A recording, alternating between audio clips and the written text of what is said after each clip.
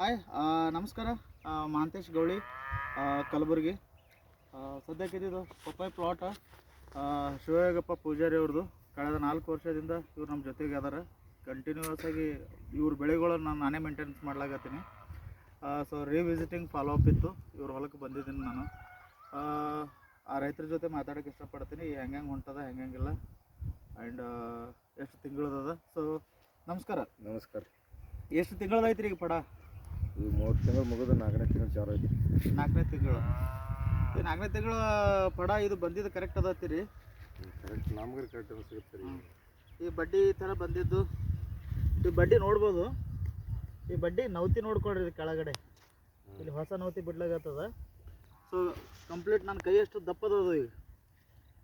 ಎಷ್ಟು ಅದ ರೀ. ಸೊ 4 ತಿಂಗಳು ಪ್ಲಾಟ್ ಅದ.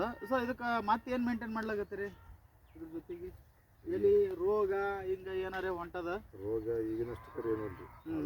ಅದಕ್ಕೆ ನಾವು ಏನದ ಬಿತ್ತಲ ಹಂಗೆ ಹೊಡೆದಿದ್ದೇವೆ, ರೋಗ ಇಲ್ಲ ಹೇಳಿ. ಈಗಿನ ಕರೆ ಒಳ್ಳೇದೇ ಹೊಂಟದ ಫಲ. ಮತ್ತೆ ಹೆಂಗೆ ಅನಿಸ್ಲಾಗತ್ತದ ರೀ?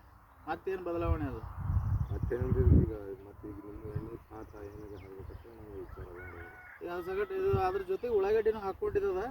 ಇದಕ್ಕೇನು ಯಾವುದೇ ರೀತಿಯಲ್ಲಿ ಗೊಬ್ಬರ ಯಾವಕ್ಕೂ ಏನೂ ಕಟ್ಟಿಲ್ಲ ನಾವು. ಈ ಹೊಲಗಳಿಗೆ ಯಾವ ಹೊಲಕ್ಕೂ ನಾವು ಏನೋ ಗೊಬ್ಬರ ಹಾಕಿಲ್ಲ. ಯಾಕೆ ನಾವು ಹಾಕಿಸ್ಕೊಟ್ಟಿಲ್ಲ ಅಂದ್ರೆ, ಈ ಪಪ್ಪಾಯ ಪ್ಲಾಟ್ ಸಂಗಟ ಏನು ಎಣ್ಣೆ ನೆಲಕ್ಕೆ ಉಳ್ಳಾಗತ್ತದ ಆ್ಯಂಡ್ ಮ್ಯಾಲೆ ಏನು ಸ್ಪ್ರೇ ತೊಲಾಗತ್ತದ, ಇದ್ರ ಸುಂಕ ಜಮೀನೇ ಹತ್ಕೊಂಡಿದ್ದದ. ನೀವು ನಂಬಲ್ಲ, ಗಡ್ಡಿಗಳು ದಪ್ಪ ಬರ್ಲಾಗತ್ತಾವ. ಗಡ್ಡಿಗೆ ಅವ್ರು ಗಡ್ಡಿದೆ ಅಂತ ಉಳ್ಳಾಗಡ್ಡಿದೆ. ಒಂದು ಗಡ್ಡಿ ಕಿತ್ತು ತೋರಿಸ್ರಿ, ನೀವೇ ತೋರಿಸ್ರಿ ಸರ್. ಒಂದು ಕಿತ್ತು ಯಾವ್ದಾದ್ರೂ ಒಂದು ಕಿತ್ತು ತೋರಿಸ್ರಿ.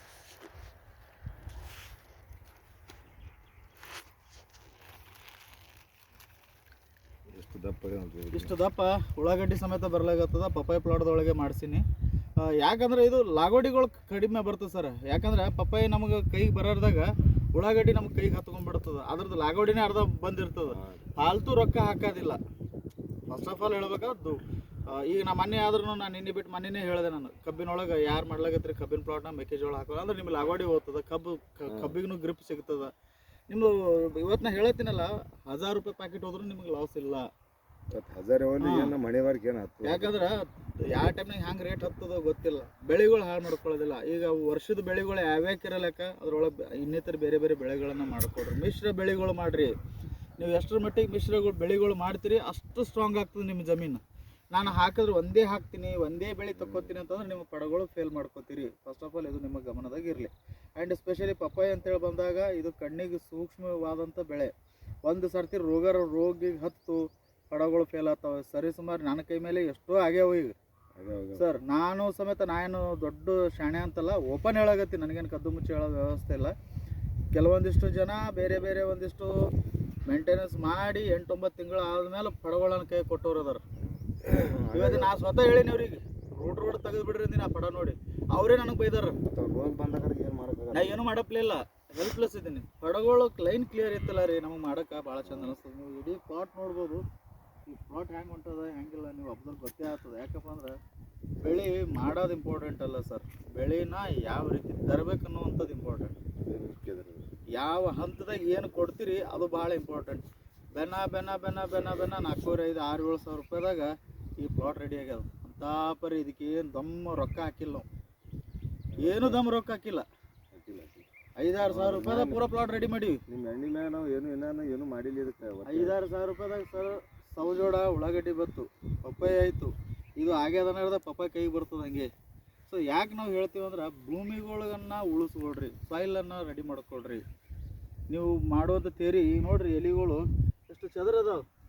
ಒಂದು ಎಲೆ ಬಿರ್ಸಿಲ್ಲ, ಒಂದು ಎಲೆ ಹುಡುಕ್ಯಾಡಂದ್ರೆ ಒಂದು ಎಲೆ ಬಿರ್ಸಿಲ್ಲ. ಮೆತಾ ಹತ್ತಿ ಹೂವು ಹೊಂಟಾವು. ಆಯ್ತಾ, ಈ ಪಡಗಳಿಗೆ ಆಲ್ರೆಡಿ ಹೂವು ತೊಳಗತ್ತಾವ. ಈಗ ಹೂವು ತೋರಿಸ್ರಿ, ಹೂವುಗಳು ತೋಲಾಗತ್ತದ್ರಿ ಪೂರ. ಈಗ ಆಲ್ರೆಡಿ ಹೂವುಗಳು ತೋಲಾಗತ್ತಾವ. ಸೊ ಯಾಕಂದ್ರೆ ನೀವು ಮಾಡುವಂಥದ್ದು ಕರೆಕ್ಟ್ ಮಾಡಿರಿ. ಮತ್ತು ಈ ಥರ ಪ್ಲಾಟ್ ಮತ್ತೆಲ್ಲ ನಮಗೆ ಆಸುಪಾಸು ಕಂಡವ್ರಿ. ಈಗ ಅವ್ರದ್ದು ಪೂಜಾ ಇವ್ರದ್ದು ಹೆಂಗೆ ನಡೆದದ ರೀ? ಅವ್ರು ಇಷ್ಟ ಸಣ್ಣದ ಮಾಡಲಕ್ಕೆ ಯಾರು ಏನ್ಯಾಕೆ ಮಾಡಲಕ್ಕೆ ಸರ್?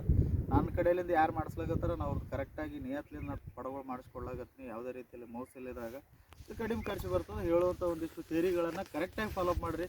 ಬೆಳೆಗಳು ಅದ್ಭುತವಾಗಿ ಬರ್ತಾವೆ ಅಂತ ಹೇಳಕ್ಕೆ ಇಷ್ಟಪಡ್ತೀನಿ. Thank you so much.